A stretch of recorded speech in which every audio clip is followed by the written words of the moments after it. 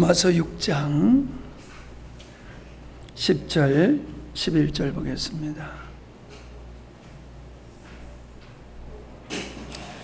로마서 6장 10절 그의 죽으심은 죄에 대하여 단번에 죽으심이요 그의 살으심은 하나님께 대하여 살으심이니 이와 같이 너희도 너희 자신을 죄에 대하여 죽은 자요 그리스도 예수 안에서 하나님을 대하여는 산 자로 여길지어다. 19절 너희의 육신이 연약함으로 내가 사람의 예대로 말하니 전에 너희가 너희의 지체를 부정과 불법에 드려 불법에 이른 것 같이 이제는 너희의 지체를 의에게 종으로 드려 거룩함에 이르라. 아멘.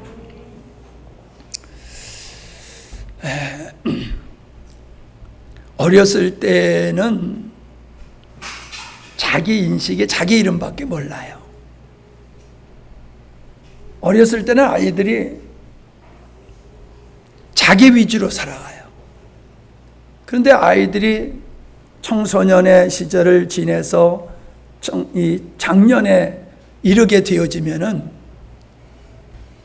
책임감이 생기고 사명감이 생기고 그러지요.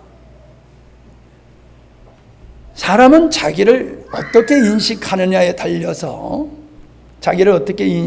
달려서 그 삶이 결정되는 것 같아요.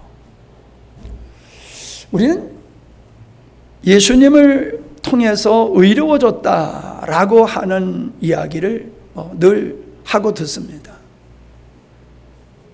근데 정말로 우리가 의로워졌다라고 하는 것이 그냥 교리적인 것이 아니라 내가 의로워졌다라고 하는 것을 알게 되어지면요 의로운 삶을 살 수밖에 없는 거예요.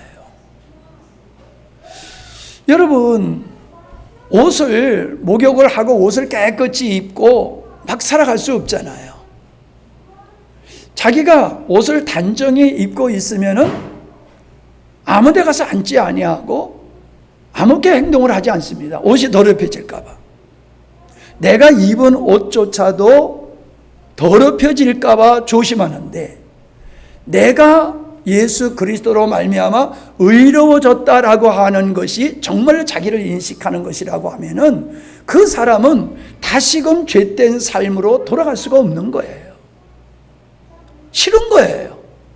왜? 내가 지금 의로워졌는데 어떤 대가를 치르고 내가 의로워졌어? 이걸 우리는 알고 있잖아요. 그러니까 사람이 아무렇게나 예수님을 믿으면서도 삶에 책임 없이 아무렇게나 사는 사람은 내가 예수님을 통해서 의로워졌다라고 하는 것을 깊이 인식을 못하는 거지요. 그냥 신학적으로 관념적으로 의로워졌대라고 하는 거지요. 의로워졌대가 아니라 나는 의로워졌어. 이게 자기 인식이 되어지면은 그 사람은 하나님의 사람으로서 살 수밖에 없는 거예요. 우리가 말씀을 따라 살지 못하는 이유가 내가 의로워졌다라고 하는 것을 제대로 인식을 못하기 때문이다. 그렇게 생각을 합니다. 예수님이 십자가에서 마지막으로 하신 말씀이 뭐예요? 다 이루었다라는 말씀이었지요. 이 다 이루었다는 이 말씀에는 예수님이 내가 누군 줄을 알고, 즉 아버지께서 나를 이 땅에 보냄을 아버지께로부터 내가 이 땅에 보냄을 받은 자라고 하는 자기 인식이 분명하고 내가 이 땅에 나를 이 땅에 보내신 아버지의 목적이 내가 살아야 될 삶의 목적이라고 하는 것을 분명히 아셨지요. 그게 십자가 지는 것이었잖아요. 결국 예수님은 아버지 뜻을 이루고 다 이루었다라는 말씀을 하셨다는 거죠. 성공하는 인생이 어떤 인생일까요? 무엇을 이루어 놓은 것을 가지고 업적을 가지고 판단하는 건 세상적인 거지요.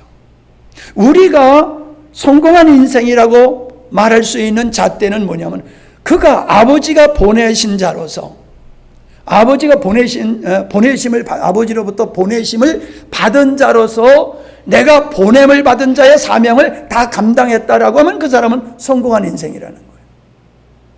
그러나 아무리 출세를 했다 할지라도 하나님이 나를 부르시고 나를 자녀로 삼으신 아버지의 뜻과 상관없이 사는 것은 성공의 인생이 아니죠. 실패의 인생이지요. 교만한 사람은 대부분 교만한 사람을 하면은 우리는 뭐 돈 많고, 뭐 많이 배우고, 지식이 있고, 뭐 권세 있고, 잘난 사람, 이런 사람들이 교만할 거라고 생각을 합니다. 보편적으로 우리 주변의 사람은 그런 사람들이 교만하잖아요. 근데 저는 그렇게 생각하기보다는 어떤 사람이 교만해질 수 있느냐 하면은 자기의 단점을 모르는 사람이에요. 자기의 허물을 모르는 사람은 교만해질 수밖에 없어요. 왜요? 이 사람은 자기의 장점만 알고 있는 거예요. 세상의 모든 사람이 장점만 가지고 있는 사람은 있을 수 없잖아요. 반드시 단점이 있잖아요. 그러니까 자기의 단점을 인식하는 사람은 교만하지 않아요. 왜? 늘 그걸 인식하기 때문에. 근데 자기 단점을 모르고 장점만 인식하는 사람은 항상 교만할 수밖에 없어요. 항상 잘난 자기만 바라보기 때문에 그런 거지요. 이런 사람은 충고를 받아들이지를 않지요. 교만하기 때문에. 자기의 장점만 바라보기 때문에 그러하다라고 하는 거예요. 그래서 인생의 실패는 능력이 부족해서 실패하는 게 아니라 자기의 단점을 모르고 그걸 개선하지 않기 때문에 인생을 실패하는 것이라는 거죠. 자, 그런 측면에서 모든 인간은 하나님의 의에 이를 수 없는 존재다. 모든 사람은 하나님이 원하시는 선함이 없는 존재라고 하는 것을 우리가 알아야 된다는 거예요. 근데 이걸 아는 사람이 많지를 않아요. 이것을 알게 되어지면은 언제나 하나님 앞에서 엎드릴 수밖에 없는 거지요. 언제나 하나님의 은혜와 긍휼과 자비를 구할 수밖에 없는 거지요. 그런데 이것을 모르는 사람은 자기가 무엇을 다 해낼 수 있다, 그렇게 자신만만하게 살아가는 게 그게 교만이다라고 말할 수가 있을 것 같습니다. 우리의 연약함은 인격적인 연약함이 있고 기능적인 연약함이 있는 것 같아요. 인격적인 연약함, 단점은 우리의 삶에 영향을 미쳐요. 기능적인 단점과 연약함이라고 하는 것은 생활에 영향을 미치지요. 우리가 불행한 것은 기능적인 단점과 약함 때문이 아니에요. 인격적인 단점과 약함 때문에 우리가 힘든 인생을 살려는 거지요. 근데 이거를 알아야지 이걸 개선할 수가 있고 해결할 수가 있거든요. 근데 이걸 모르면은 그냥 세월이 많이 지나간다고 해서 인격적인 문제가 해결되는 것은 결코 아니다. 그리고 그 인격적인 문제는 훈련과 교육으로 되는 것이 아니라 거듭남을 통해서 이루어지는 것이라는 거지요. 인간 스스로가 인격적인 단점을 개선할 수가 없어요. 그래서 하나님은 옛사람을 개선하는 역사를 하신 것이 아니라 옛사람을 처리하고 하나님의 생명을 주어서 하나님의 생명으로 거듭난 새 사람을 만드는 거지요. 그래서 속 사람을 새롭게 함으로 말미암아 완전히 딴 사람이 돼버리는 거지요. 일부분을 개선하는 것이 아니라 근본을 바꿔버리니까는 전체가 바뀌어지는 거지요. 기능적으로 부족하는 것은 그건 뭐 좀 노력하고 훈련하고 그러면은 그건 어느 정도 개선이 될 수 있어요. 그러나 인격적인 단점, 인격적인 문제는 안 된다. 예. 사도 바울은 로마서 7장에서 옛사람에 대해서 이 얘기를 하고 있어요. 그게 뭐냐면은 옛사람, 성향으로 보면 자기는 죄의 몸이라는 거예요. 성향으로 보면. 근데 기능으로 보니까는 사망의 몸이다라고 하는 거예요. 죽은 몸이 아무것도 할 수 없는 것 같이 기능적으로 볼 때 우리는 하나님의 의를 이룰 수 있는 일에 있어서 우리는 죽은 존재와 같다는 거예요.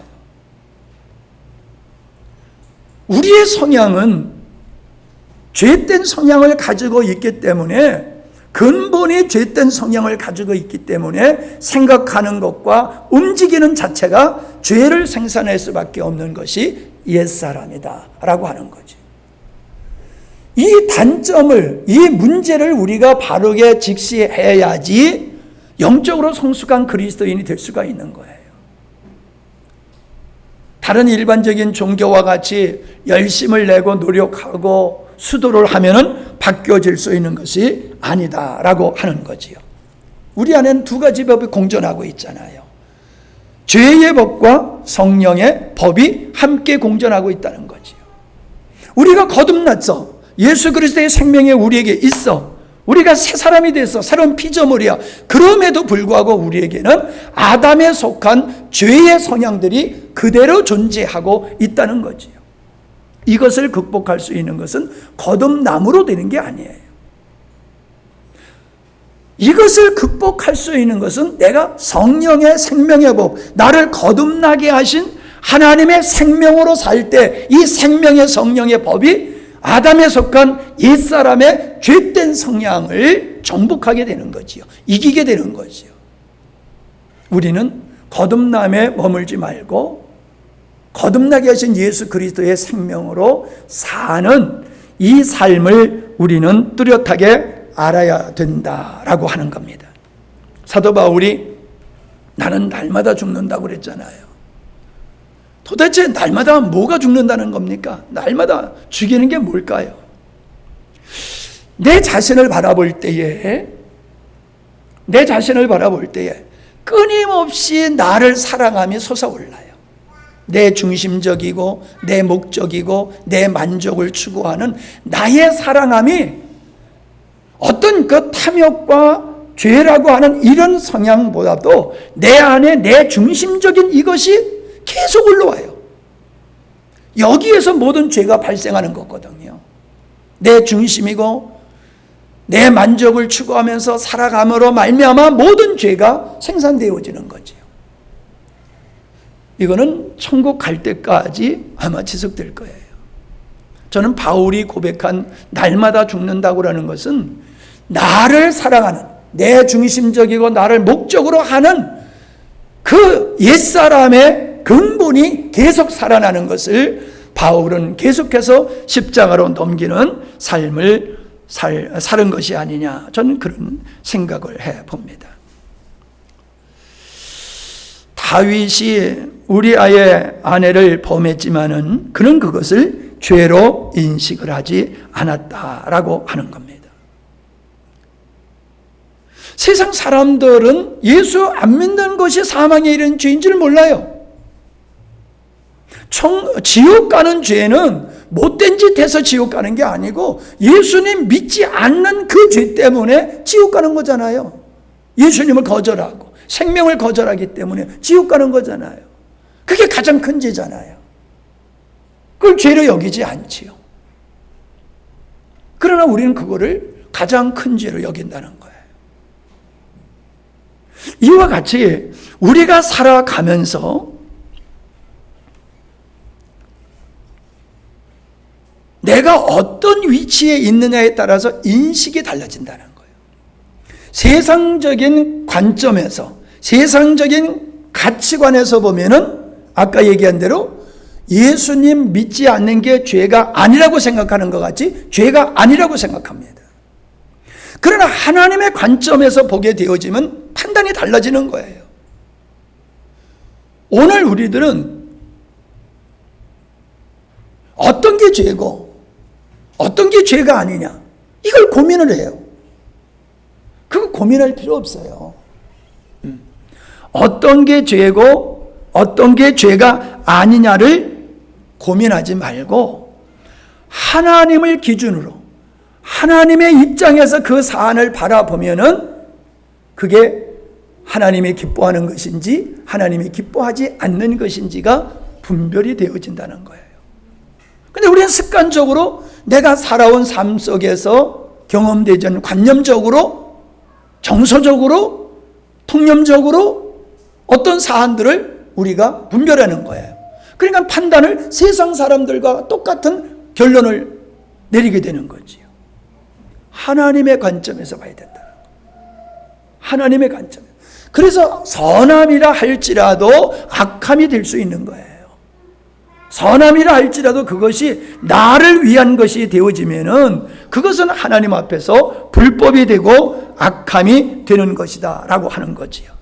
그러니까 다윗이 죄를 짓고도 자기가 지은 죄가 죄로 여기지 아니한 것은 하나님의 관점에서 보지를 않은 거지요. 그는 내가 왕이니까 어떤 일도 할 수 있다라고 하고 어떤 일도 그것은 죄가 되지 않는다고 그런 생각을 가지고 있는, 잘못된 가치관을 가지고 있는 거지요. 그러니까 예수를 믿어도, 예수님을 믿어도 이런 가치관이 하나님 중심으로 바뀌지 아니하면은 여전히 죄를 지면서도 그걸 죄로 인식을 못하는 거예요. 그러니까 실질적으로는 하나님의 원수로 살고 십자가의 원수로 살고 있는 거지요.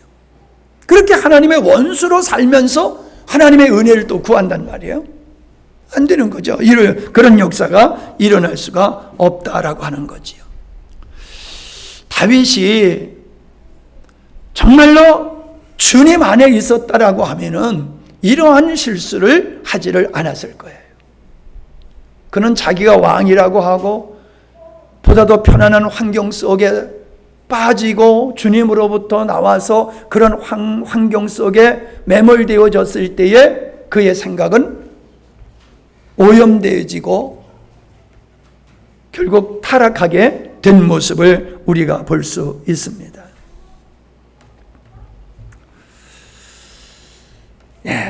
철저한 회개가 무엇이냐?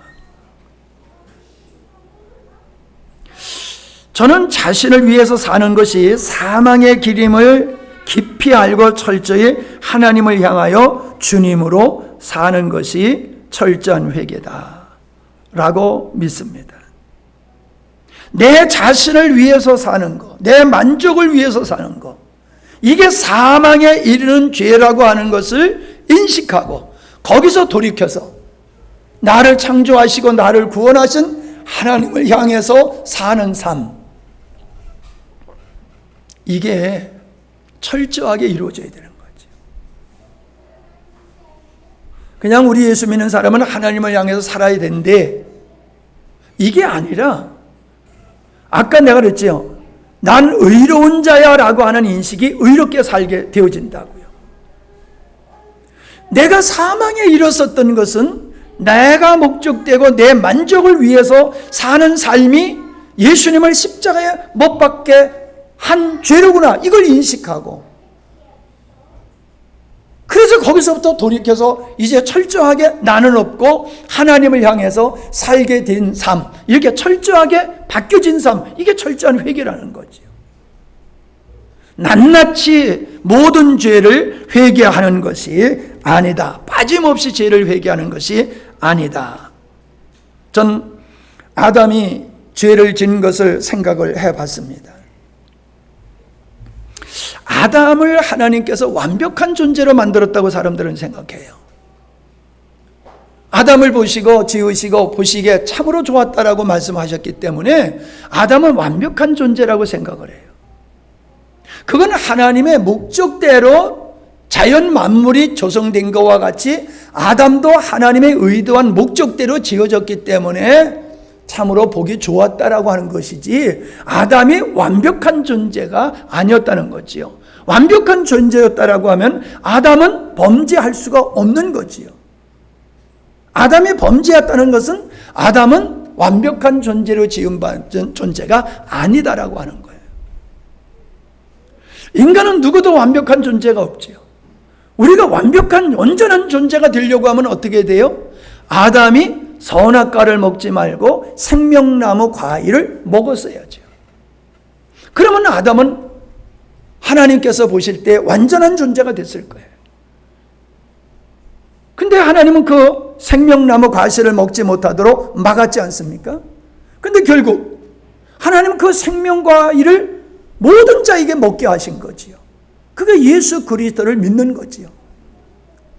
예수님을 먹고 예수님을 마시는 것, 그게 예수님을 믿는 것이고 그 생명과를 먹는 것이다 라고 하는 것을 보게 되는 거지요.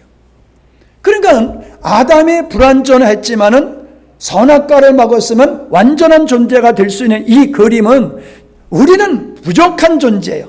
옛사람의 존재, 온전치 못한 존재. 근데 생명이신 예수 그리스도를 우리가 먹고 마심으로 그분으로 말미암아 거듭난 존재가 되었을 때에 그때 그 사람은 온전한 존재라는 거예요. 우리는 온전한 존재예요. 근데 왜 온전한 존재가 안 돼요? 온전한 존재인데 왜 온전한 삶이 안 돼요? 그리스도의 생명으로 안 살아서 그래요.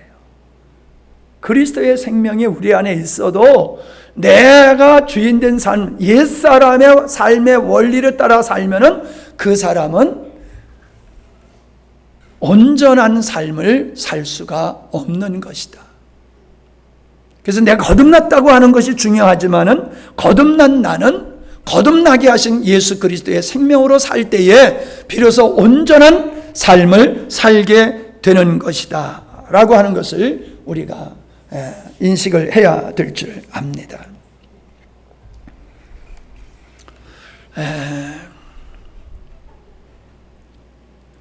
만약에 우리가, 만약이 아니죠, 대부분이 그렇게 살지요. 거듭났음에도 불구하고 내가 주인되고 내가 목적되고 내 힘으로 살게 되면은 아담이 넘어진 것과 똑같은 넘어짐이 될 수밖에 없는 거예요. 아담이 온전하게 살 수 있다라고 하는 것은 내가 저 생명과를 먹어야지 내가 비로소 온전한 자가 될 수 있다라고 하는 걸 인식하고 그걸 먹었어야 되는 것과 같이 오늘 우리도 인간의 노력으로는 온전한 존재가 될 수 없다. 생명이신 예수 그리스도를 먹고 마심으로 말미암아 우리는 온전한 자가 될 수 있고 그 생명이신 예수 그리스도로 말미암아 살아갈 때에 비로소 생명이신 주님을 우리 삶 속에서 누릴 수 있는 것이다. 우리가 주님을 온전히 누릴 때에 죄와 사망의 법을 이기게 되어지는 거지요. 14절에 보면은 뭐라고 말씀하고 있습니까? 죄가 너희를 주관치 못하려니 이는 너희가 법 아래 있지 아니하고 은혜 안에 있음이다라고 말하고 있습니다. 예수님의 생명으로 거듭나고 예수님의 생명으로 사는 삶을 은혜 안에 있는 자라고 표현을 하는 거예요. 은혜 안에 있는 자. 은혜 안에 있는 자는 은혜 안에 있는 자를 죄가 주관할 수가 없고 은혜 안에 있는 자는 죄를 능가하는 이기는 삶을 살 수 있다는 거지. 계시록에서 이기는 자에 대한 말씀이 7교회에 대해서 말씀을 하고 있지 않습니까? 이긴다. 뭘 이긴다는 거예요 도대체? 그건 타락한 옛사람의 성향을 이긴다는 것이고 죄의 권세를 이긴다는 것이고 세상의 유혹을 이긴다는 것이에요. 우리가 누구와 싸워서 이기는 거예요? 결국 믿음의 승리는 이김에 있잖아요. 우리가 실패하고 어떻게 믿음의 생활을 제대로 할 수 있습니까? 은혜 안에 있는 삶, 이게 바로 주님과 동행하고 주님 안에 거하는 삶이 은혜 안에 있는 삶이다. 그러니까 우리는 죄를 안 지려고 노력하는 게 아니라 주님 안에 거하는 것, 은혜 안에 거하는 것, 생명이신 그리스도로 사는 것, 이게 우리가 힘써야 될 일이지 죄를 이기려고 하고 내 속에 옛사람의 성향을 극복하려고 하고 세상의 유혹을 이기려고 하고 안 되는 거예요. 우리 힘으로 하면 그쪽으로 쏠려갈 수밖에 없어요. 치우칠 수밖에 없어요. 물에 빠진 사람이 구명조끼를 입으면 빠져 죽고 싶어도 못 죽고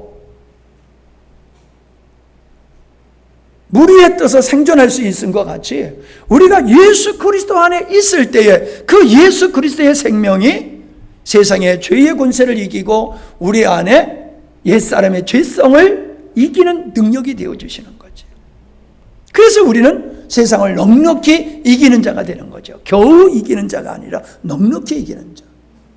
근데 우리는 넉넉히 이기는 게 아니라 겨우 이기는 것. 그 정도만 돼도 괜찮게 해요.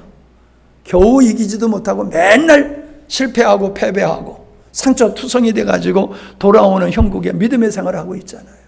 근데 하나님, 우리를 거룩하게 하시고 온전케 하신 그분은 넉넉히 이기게 하셔서 이 세상을 정복하고 다스리는 하나님의 사람들로 살게 하시는 거예요.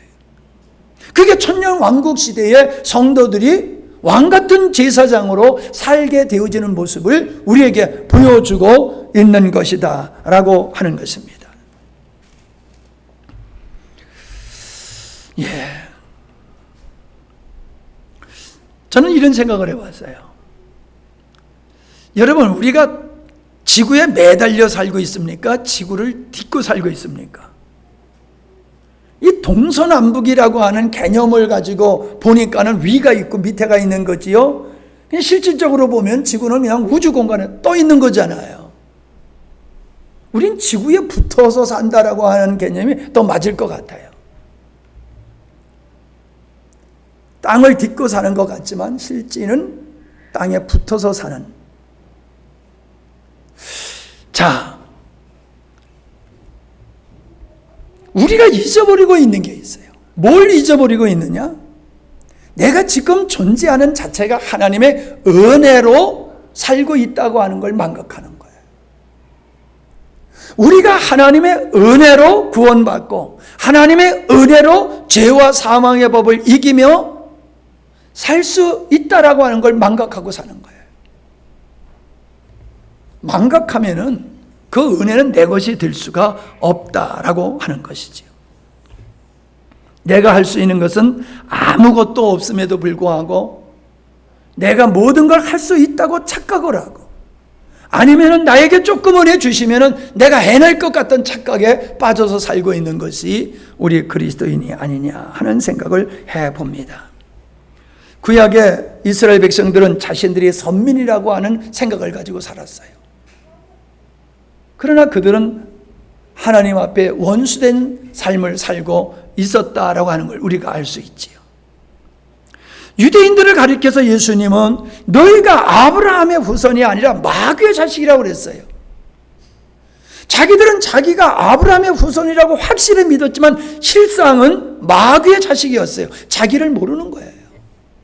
아까 단점을 얘기하는 것 같이 오늘날 그리스도인들이 나의 잘못된 점을 모르고 그냥 내가 알고 싶은 것만 믿고 나가는 거지.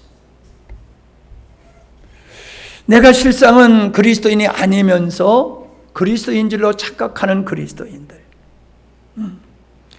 마태복음 7장에 선지자 노릇하고 능력을 행하고 귀신을 쫓음으로 말미암아 나는 상 받을 것이라고 생각했지만은 주님께서 너는 불법을 행한 자라고 말씀하셨는데, 오늘도 많은 사람들이 그렇게 불법을 행하면서도 나는 하나님을 위해서 산다고 착각하는 사람들이 얼마나 많으냐라고 하는 거지.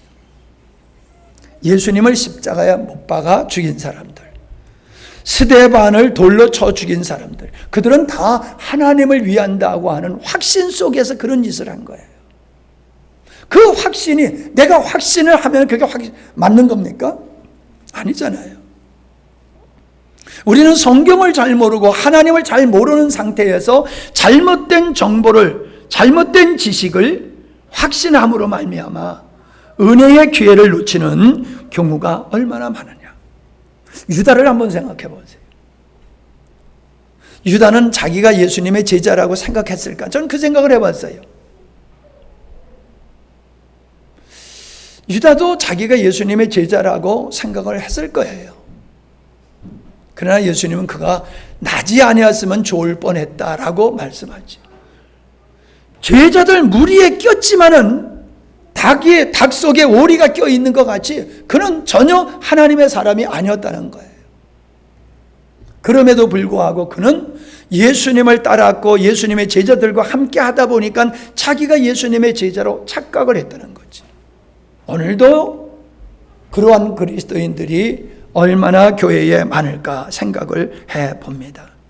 베드로는 너무 자기 자신을 확신을 했어요. 예수님 죽는 자리 저 거기까지 따라갈 수 있습니다. 그 자기를 몰라도 너무 모르는 거지요. 우리는 이 거짓된 확신 속에서 우리의 믿음이 성공적인 믿음의 생활을 하지 못하는 것을 우리는 보게 됩니다.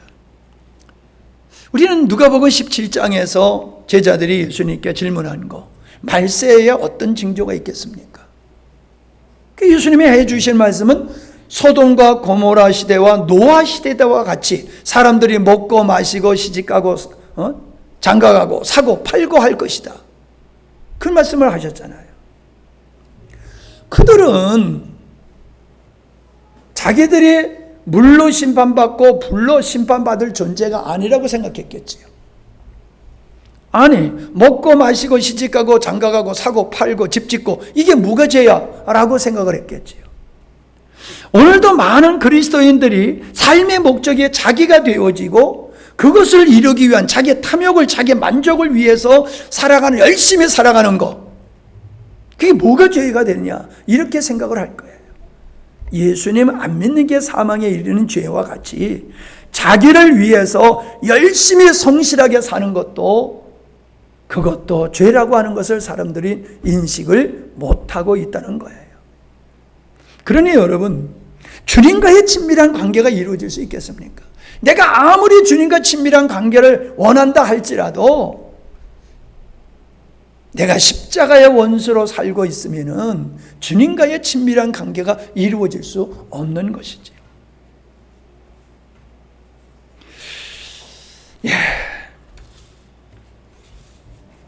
우리는 호세아서에서 그 말씀이 있지요. 내 백성이 나를 알지 못하여 망한다. 주님을 알지 못하여서 망하는 이스라엘 백성들이나 오늘 하나님을 믿는다고 하면서 그 하나님을 모름으로 말미암아 망하는 사람들이나 똑같지 않느냐. 우리가 하나님을 알려고 얼마나 애를 쓰고 있는지요. 머리로 아는 건 소용없어요. 성령께서 계시해 주심을 통해서 우리가 영으로 아는 것이 되어지겠지요. 베드로가 예수님을 얼마나 알았겠습니까? 주는 그릇이듯이 살아계신 하나님의 아들이라는 고백을 통해서 칭찬은 받았지만은 결국에 베드로는 예수님의 십자가에 지신다고 하는 걸 만류했고 예수님의 십자가 질 때에 도망가 버렸잖아요. 베드로가 예수님을 얼마나 알았을까요? 오늘 우리가 하나님을 얼마나 알고 있으며 예수님을 얼마나 알고 있으며 십자가와 부활을 얼마나 알고 있을까요? 나의 단점, 인격적이고 영적인 단점을 얼마나 알고 있을까요? 우리의 삶을 힘들게 만들고 있는, 개선해야 되고 바꿔야 될 그런 것들이 어떤 것인지를 우리는 얼마나 알고 있습니까? 저는 하나님 앞에 여러분 이 기도를 해야 될 것 같습니다. 내가 나를 아는 것 같지만 하나님, 나는 나를 모릅니다. 내가 나를 모르지만 하나님은 나를 아십니다. 나를 알게 해 주십시오. 나를 알게 해 주십시오. 자기를 모르고 어떻게 정상적인 삶을 살아갈 수 있어요? 자기를 모르고는 정상적인 삶 못 살아가요. 자기를 인식하는 대로 살게 되어 있어요. 우리가 그리스도인으로서 정상적인 삶을 살지 못하는 이유는 내가 누군지를 하나님 앞에서 제대로 모르기 때문에 그런 거예요. 하나님의 우리에게 베풀어 주신, 믿는 자에게 부여하신 생명도 모르고, 내가 지금 하나님 앞에 원수된 삶을 살고 있으면서도 그것도 모르고, 마땅히 구할 바가 뭔지도 모르고 영적 무지가 우리의 삶을 실패로 만들어가고 있다. 만약에 우리가 주님의 사랑을 깊이 안다라고 하면요, 온전히 안다라고 하면요, 귀뚫은 종의 삶이 될 수밖에 없어요. 우리 귀뚫은 종은 다 알잖아요. 종이 자유할 수 있음에도 불구하고 주인이 너무 좋으니까는 나는 주인을 위해서 평생 섬기면서 난 주인의 종으로 살겠습니다. 그런 사람을 문설주에 데리고 가서 귀를 뚫어가지고 표식을 주라고 그랬잖아요. 주인이 얼마나 좋으면 주인을 평생 섬기는 종으로 살겠다는 거예요. 종으로. 이게 하나님의 사랑을 깨달은 성도의 모습을 얘기하고 있는 거예요. 우리가 하나님의 사랑, 하나님을 알게 되어지면 귀뚫은 종이 되는 거예요. 주여, 내가 영원토록 당신의 종으로 살겠습니다. 당신을 정말로 목숨을 다해서 사랑하며 살겠습니다. 사랑하는 게 뭘까? 하나님을 사랑하는 게 뭘까? 생각을 해봤어요. 성경에서는 하나님을 기뻐하라, 하나님을 즐거워하라, 하나님을 찬양하라, 그 말씀들이 시편에 보면 꽉 차 있어요. 내가 하나님을 즐거워하고 내가 하나님을 기뻐하고 그 자체가 내가 하나님을 사랑하는 거예요. 내가 그렇게 하나님을 사랑하니까는 예배가 되는 거죠. 예배가 기도가 되는 거지요.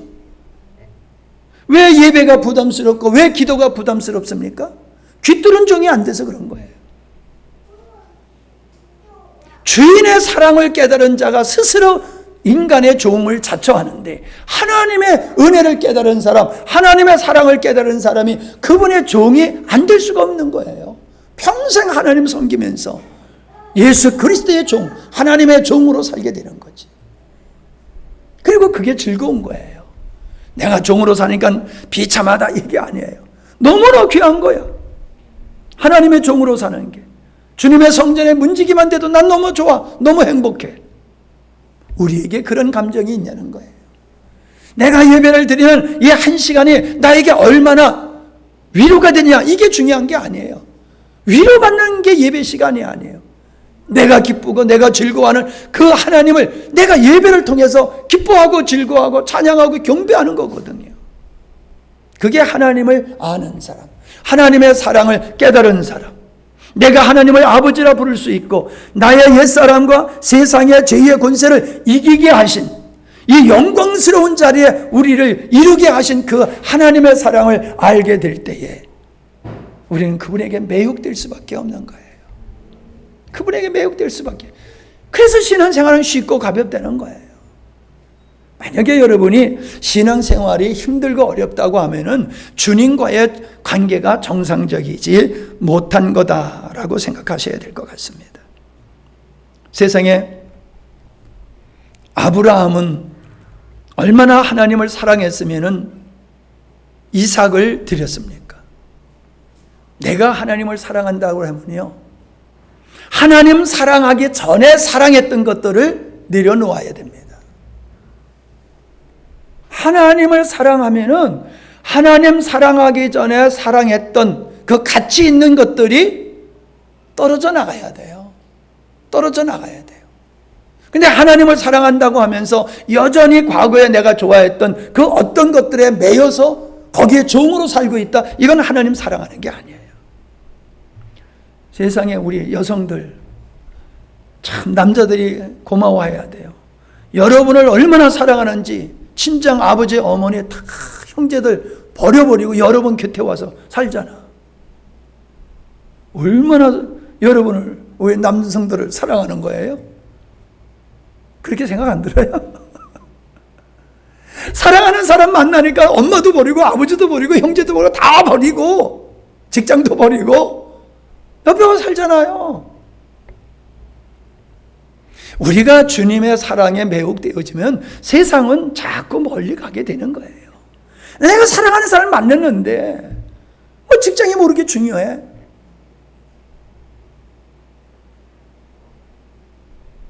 그러니까 신앙생활에 행복한 거예요.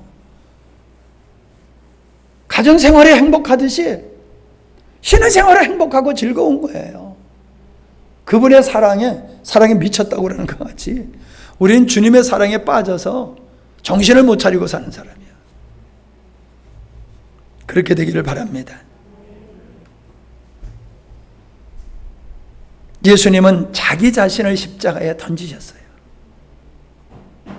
하나님을 알았기 때문에, 하나님의 사랑을 알았기 때문에 예수님은 자기 자신을 하늘의 영광의 보좌도 버리시고 자기 자신을 십자가에 던질 수가 있었어요.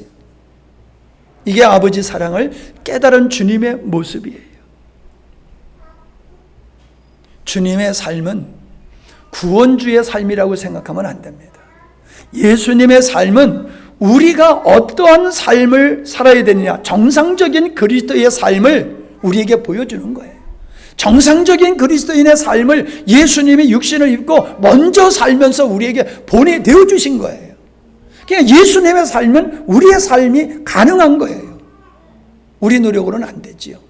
주님의 생명으로 살면은 우리는 예수님이 우리에게 보여준 삶을 살 수 있죠.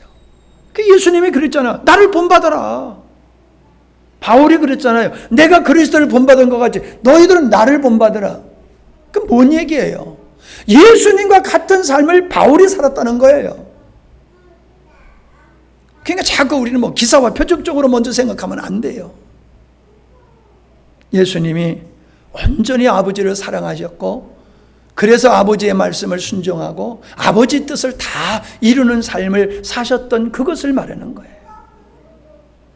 오늘 우리들의 삶이 예수님이 그렇게 나를 보내시는 아버지의 뜻을 따라서 온전히 살고 그것을 완성한 후에 내가 다 이루었다라고 하는 것 같이 우리도 그런 삶을 살아야 된다는 거예요.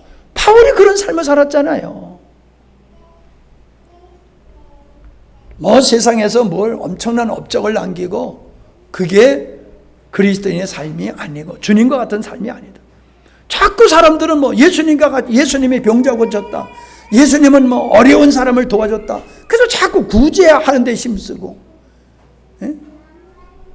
사랑을 뭐 세상에 긍휼을 베푸는 것을 주님과 같이 사는 거라고 생각을 해요. 물론 주님과 같이 살면은 그런 삶도 살 수 있지요. 그러나 근본은 그거라는 거예요. 나를 보내신 아버지의 뜻을 따라서 그걸 완성하면서 사는 거. 그게 주님이 우리에게 보여준 삶이다. 내가 본을 보였다. 아버지를 향하여 산 삶을 보였다. 아버지의 뜻을 이루기 위해서 내가 십자가를 지면서 아버지의 뜻을 이루는 걸 내가 너희들에게 보였다. 너희들도 너희 자신을 십자가에 던지면서 아버지가 너희를 창조하시고 구원하신 뜻을 이루어야 된다. 그 말씀을 하고 있는 줄로 믿습니다.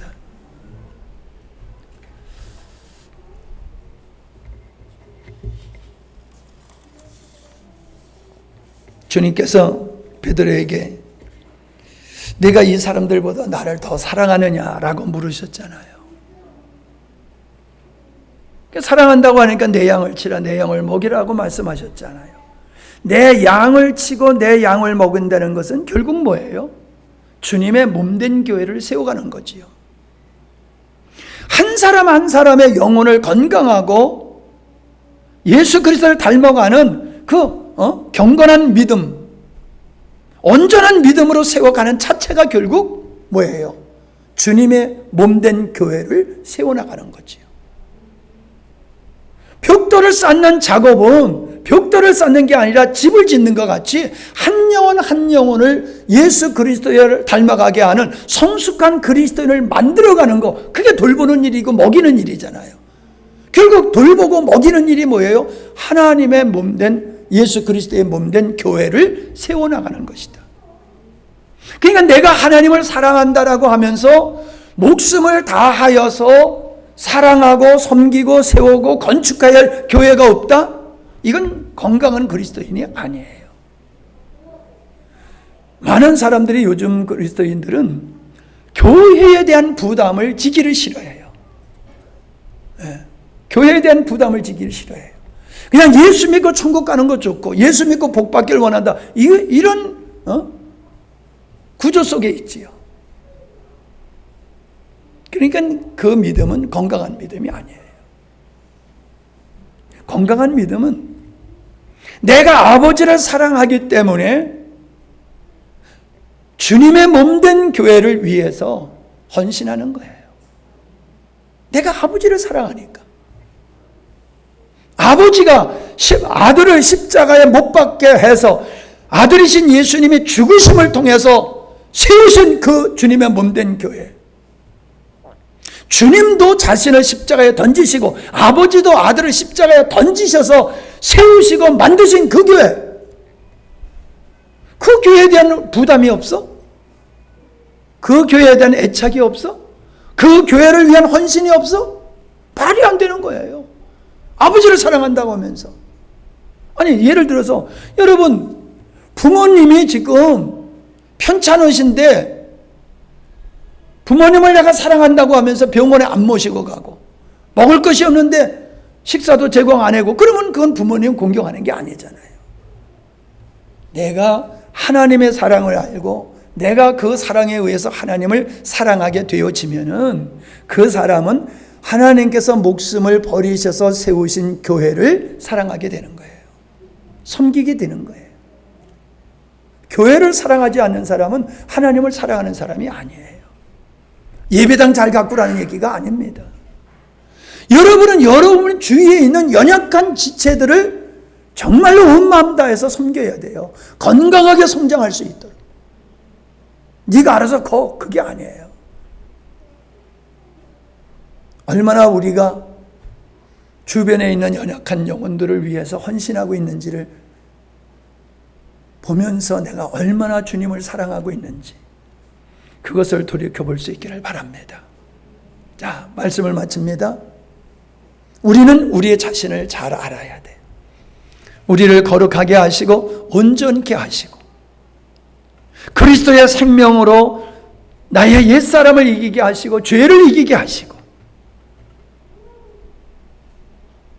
이기게 하신 그 하나님, 이걸 잊어서는 아니 될 줄 압니다. 예수를 믿어 구원받는 진림을 아는데 머물러서는 안 되는 거예요. 우리는 예수님을 믿고 구원받은 자가 이기는 삶, 승리하는 삶, 이 원리를 알아야 되고 그 원리의 중심이신 예수님의 생명으로 사는 삶이 그게 바로 믿음의 삶이다.